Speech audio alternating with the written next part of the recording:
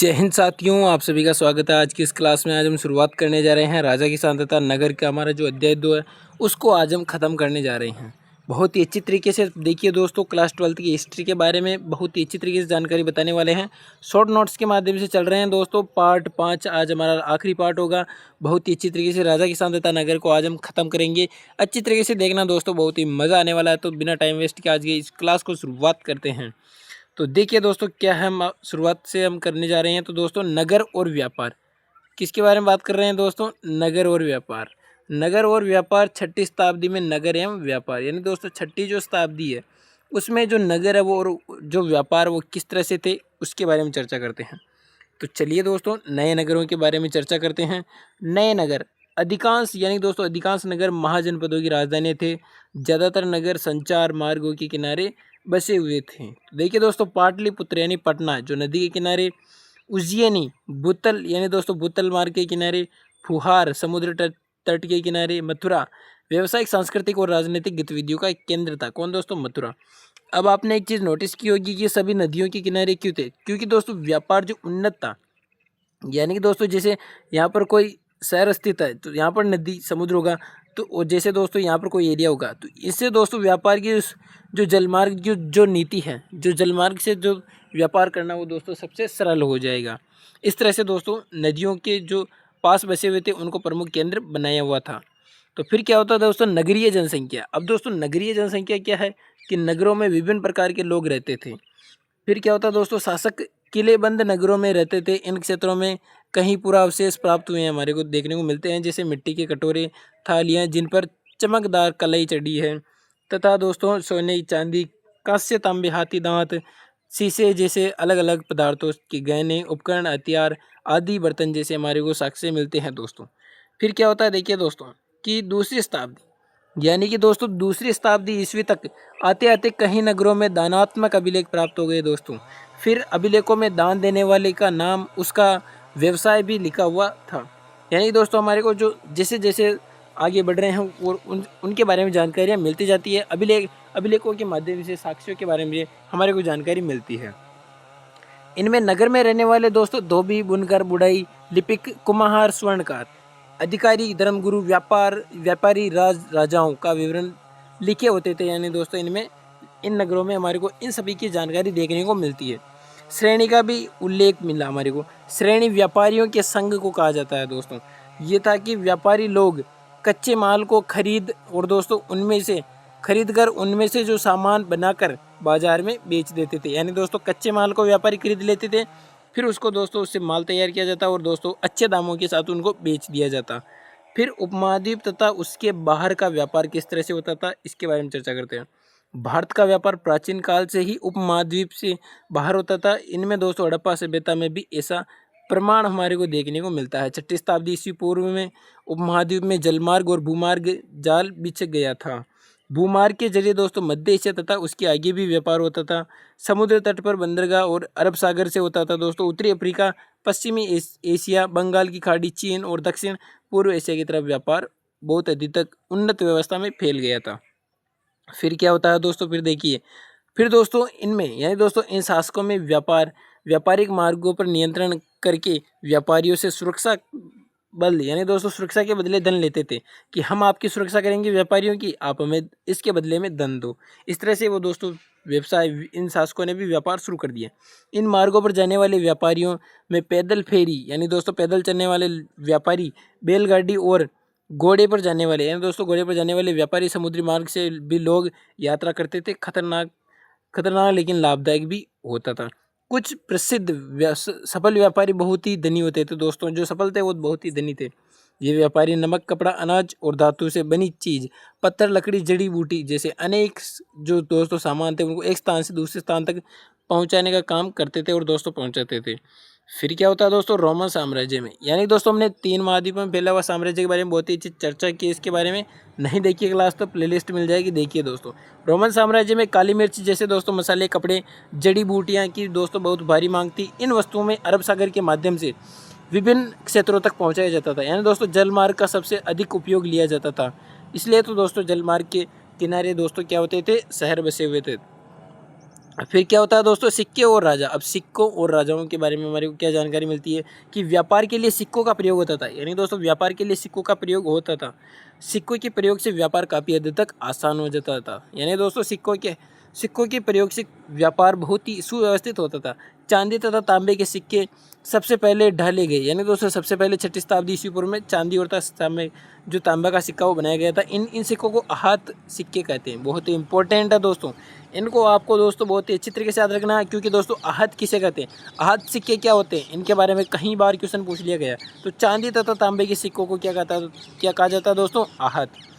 फिर देखिए दोस्तों ऐसे बहुत सारे सिक्के, यानी दोस्तों ऐसे बहुत सारे सिक्के हमें विभिन्न स्थलों से देखने को मिलते हैं। यानी दोस्तों मुद्रा शास्त्रियों ने इन सिक्कों का अध्ययन करके इनमें यानी दोस्तों इनके वाणिज्यिक प्रयोगों का क्षेत्रों को पता लगाया है कि कहाँ से प्राप्त होते हैं। तो आहत सिक्के यानी कि दोस्तों चांदी और तांबे के अब सीधा इसको आहत सिक्के के रूप में प्रयोग करने लग गए। यानी कि दोस्तों प्रतीकों से पता लगता है कि इन विभिन्न राजाओं द्वारा जारी किया गया था, लेकिन ऐसा भी संभव है कि धनी लोग, व्यापारियों, नागरिकों ने भी इस प्रकार के कुछ सिक्कों को जारी किए गए थे। यानी दोस्तों उनमें ये व्यवस्था थी कि उन सिक्कों को चलाया करते थे। फिर शासकों की प्रतिमा और उनके नाम से भी सबसे पहले सिक्के को हिंदी यूनानी नाम से जाना जाने लगा। इसके नाम से दोस्तों जारी किया गया हिंद यूनानी सिक्का। भारत में सबसे बड़ी संख्या में रोमन सिक्के थे दोस्तों। कौन से सिक्के मिले, रोमन सिक्के। यानी दोस्तों सोने के सिक्के सबसे पहली शताब्दी ईस्वी पूर्व में ईस्वी में यानी दोस्तों कुषाण शासकों द्वारा जारी किए गए थे। उत्तर और मध्य भारत में ऐसे सिक्के मिले जो दोस्तों सोने के सिक्के का प्रयोग संभवतः बहुमूल्य वस्तुओं को व्यापार के लिए किया जाता होगा। फिर दोस्तों पंजाब और हरियाणा जो दोस्तों भारत के क्षेत्र हैं, उन क्षेत्रों में दोस्तों योद्धे शासकों द्वारा तांबे के सिक्के भी जारी किए गए थे। इस तरह से दोस्तों कई सिक्के कई शासकों द्वारा जारी किए गए थे। अब गुप्त काल में क्या होता है दोस्तों कि गुप्त काल में कुछ शासकों द्वारा सोने के भव्य सिक्के जारी किए गए थे। इन सिक्कों में सोना उच्च गुणवत्ता का था। यानी कि दोस्तों जहाँ सिक्के की बात आती है वहाँ दोस्तों किसी न किसी प्रकार का वंश या फिर दोस्तों किसी न किसी राजा के बारे में जानकारी मिलती है, क्योंकि उनके द्वारा ये सिक्कों का प्रचलन आया और दोस्तों इन्होंने सिक्के की शुरुआत की। अब देखिए दोस्तों क्या होता है कि 6ठी शताब्दी में सोने के सिक्के मिलने कम क्यों हो गए दोस्तों, कि 6ठी शताब्दी में जो सोने के सिक्के थे वो मिलने कम क्यों हो गए। कुछ इतिहासकारों का मानना है कि रोमन साम्राज्य का पतन होने के कारण व्यापार में कमी आ गई। हमने बात की दोस्तों बहुत ही अच्छी तरीके से किस तरह से 30वीं शताब्दी का संकट हुआ, किस तरह से क्या हुआ, उसके बारे में चर्चा की है। तो देखिए प्लेलिस्ट जाकर आपको बहुत ही मजा आएगा।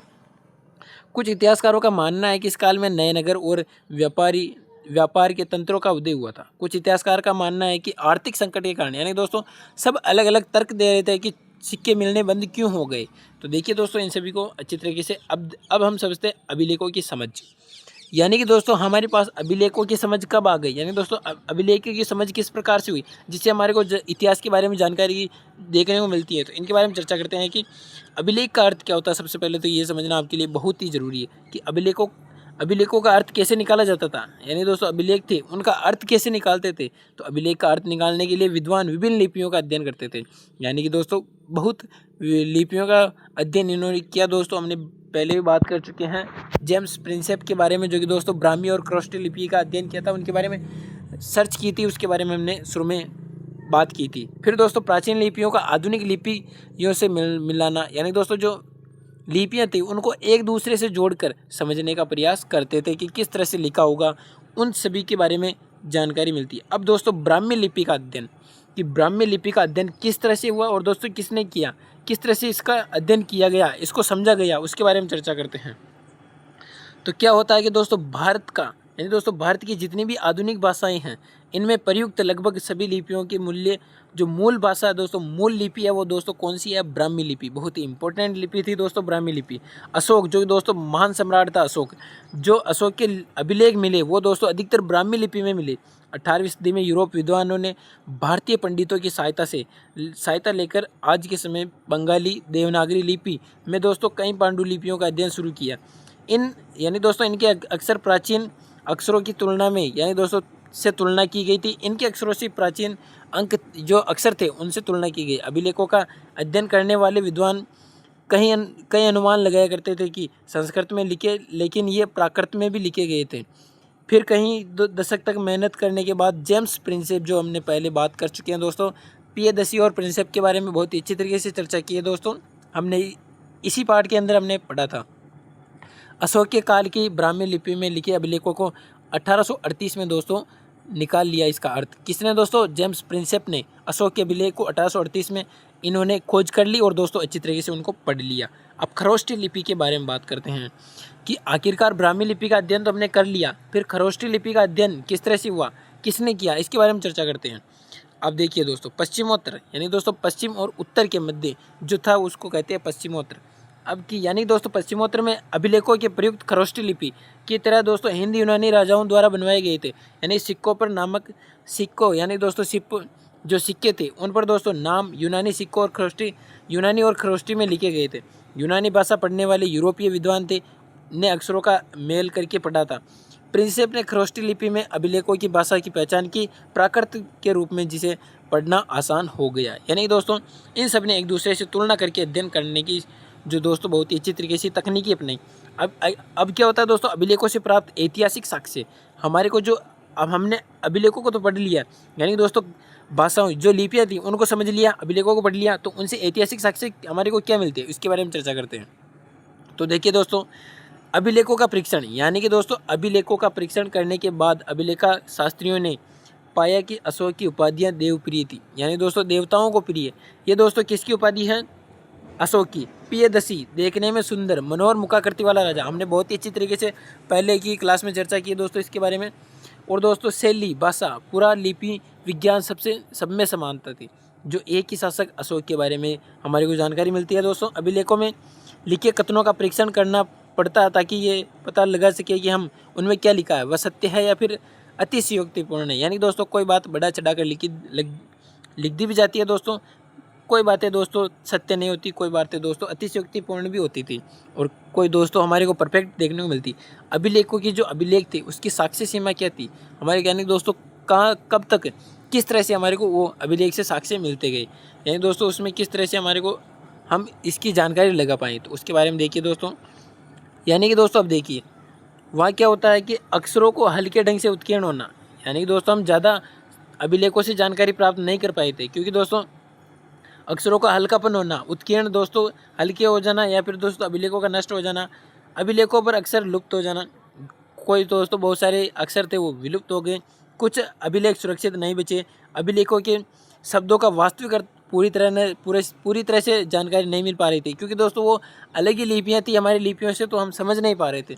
अभिलेखों में रोज़मर्रा की ज़िंदगी के बारे में जानकारी ना होना, यानी दोस्तों कहीं जानकारी हमारे को देखने को नहीं मिलती है, क्योंकि दोस्तों हम उनको समझने में असमर्थ होते हैं।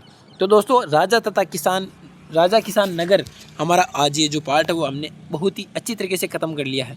तो अभी तक आपने जो PDF प्राप्त नहीं किया तो अपनी ज्ञानधारा चैनल पर जाइए, आपको टेलीग्राम पर मिल जाएगा, और किसी प्रकार की समस्या हो तो इंस्टाग्राम पर आप मैसेज कर दीजिए। अपनी ज्ञानधारा पर आपको हो सकता है जहाँ तक आपको समस्या का समाधान कर दिया जाएगा। तो बहुत ही अच्छी तरीके से PDF प्राप्त करिए, प्लेलिस्ट देखिए, आपको बहुत ही अच्छी तरीके से समझ में आ जाएगा। तो तब तक के लिए मस्त रहिए, स्वस्थ रहिए, पढ़ते रहिए। धन्यवाद।